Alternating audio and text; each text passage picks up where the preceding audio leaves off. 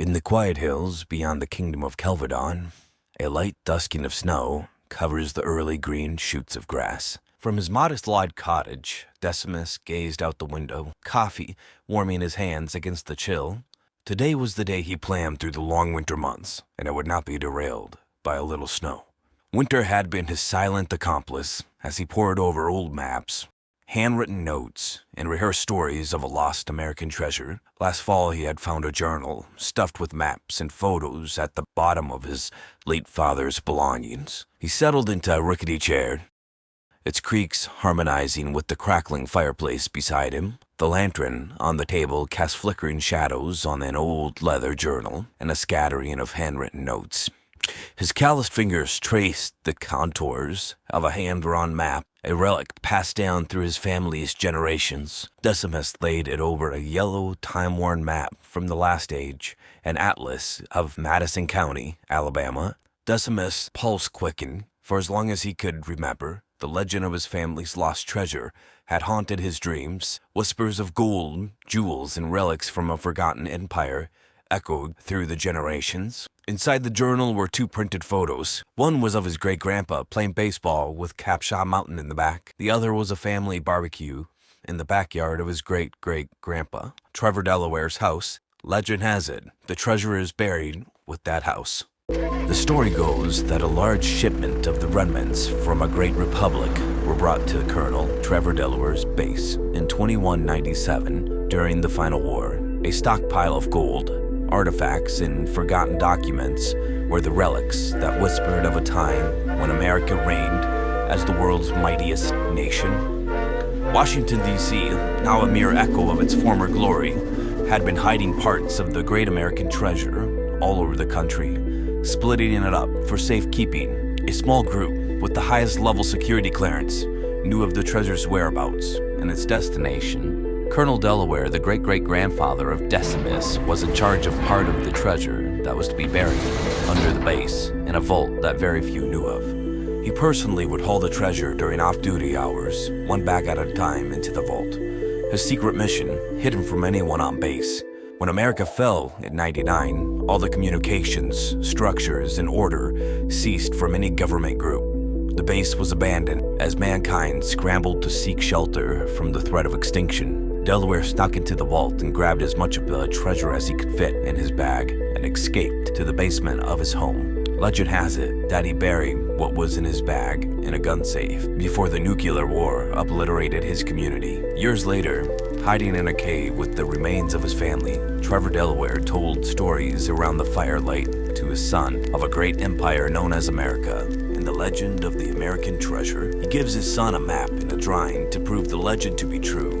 The map leads to a place where their home once stood, and if that basement that is long buried is ever discovered, there is a map in the gun safe that will lead you all the way to the mother lode. Decimus adjusts his goggles as he jumps out of his long, bulky hovercraft. Two other similarly weathered rust buckets wait for him, hovered in the middle of an abandoned, crusty landscape. Decimus' two friends greet him with excitement and wonder. Maud, a dark-haired woman with a rough-looking face, and an older man with a salt-and-peppered beard. Johnny.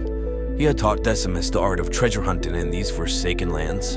Over the last 100 years, the shift in the structure of Earth's surface from the meteorite holocaust and changing weather patterns had buried a lost civilization from a distant age.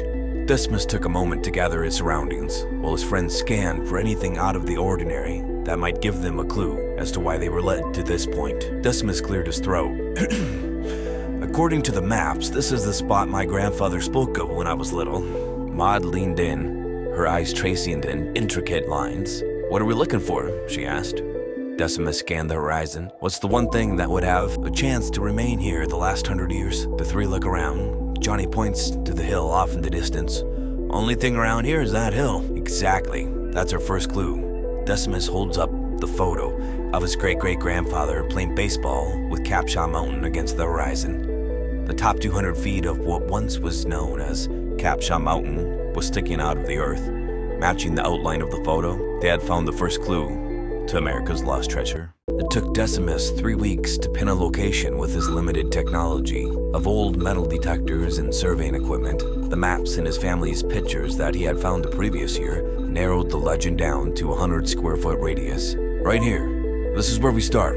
Decimus stabs a shovel in the shifting loose dirt. It was a warm afternoon, and there had been no talk between the three friends for the past couple hours. Well, Decimus double-checked his calculations. The confidence in his voice invoked enthusiasm into the group. By nightfall, they had set up a camp around a perimeter for digging. Bod had returned earlier that day with the sandworm from Kelvedon, a marvel of technology that would suck the dirt away rather than relying on manual labor. Weeks went by and it turned into a month. By now they had dug down 200 feet and only found buried remains of nomads that traversed these parts.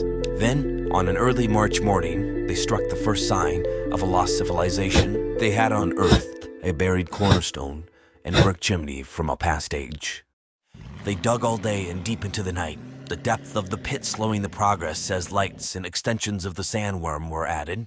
The first floor of the old brick house had not completely collapsed, and a corner of a past life preserved. Charcoaled artifacts still in their rightful place, a rocking chair and coffee table, a few books from that era, and the remains of a flat-screen TV that used to broadcast messages for people to watch. The excitement only lasted a moment, till Decimus realized they could never find his ancestor's house this way, digging blindly hundreds of feet underground. Johnny informed Decimus that we need to find a sewer drain. There are tunnels underground that should lead them to the right house. The next few days were consumed by digging tunnels in various directions, trying to find what Johnny called a manhole cover. This would lead them to an underground tunnel system. Sure enough, Johnny's history facts were right. We found a cast iron lid over a hole that opened up a tunnel system waiting for us. The three turned on their lanterns, and like the rats that used to own these sewers, they scurried around using a map and a compass, trying to pinpoint Decimus's great-great-grandfather's home. Thick cement walls created a walkway for the treasure hunters to maneuver freely under a forgotten city. The sewer rats followed a compass and a city map as a guiding light. Finally, the three of them agreed upon an educated guess as to where Decimus's great-great-grandfather's house once stood. They shoved some dynamite up a fractured drain pipe and let an avalanche of dirt and asphalt from the old roads fall. As they dug their way through, dirt turned into cement, and they knew they had found the foundation of a home. But was it the right one? The three started digging around the cement, trying to find the edges of the house. "Hey, I got something!" Johnny shouted. He came running back to the cement tunnel. In his hand was a piece of rotted siding that was a dark green, the same color as Decimus's great-great-grandfather's house. The three look at each other excitedly. "I think you just found my grandpa's house," Decimus shouts. Unearthing a century-old secret, they labored for days around the greenhouse's foundation. To their surprise, a fortress of cinder blocks that used to be the basement of this house lay intact, deep in the earth. Bursting through the cinder block barrier, they unveiled a time capsule of Decimus's history.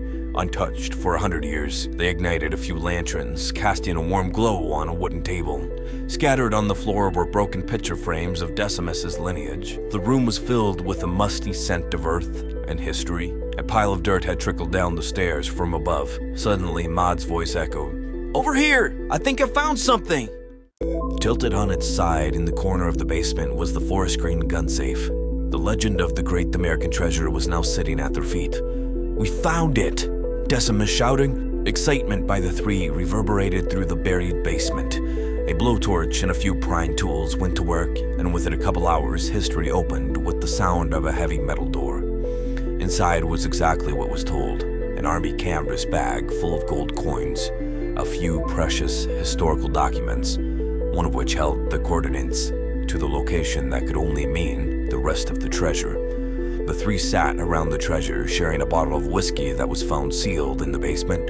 With gold coins sprawled out at their feet, the smiles only grew with each drink as they retold stories they had heard of the lost American treasure. "This is only the beginning," Decimus assured them. "The market should be able to get us the equipment we need to find the rest," Johnny remarked. "If we find the mother lode in time, we might be able to dig up a worthy ransom for Avalon."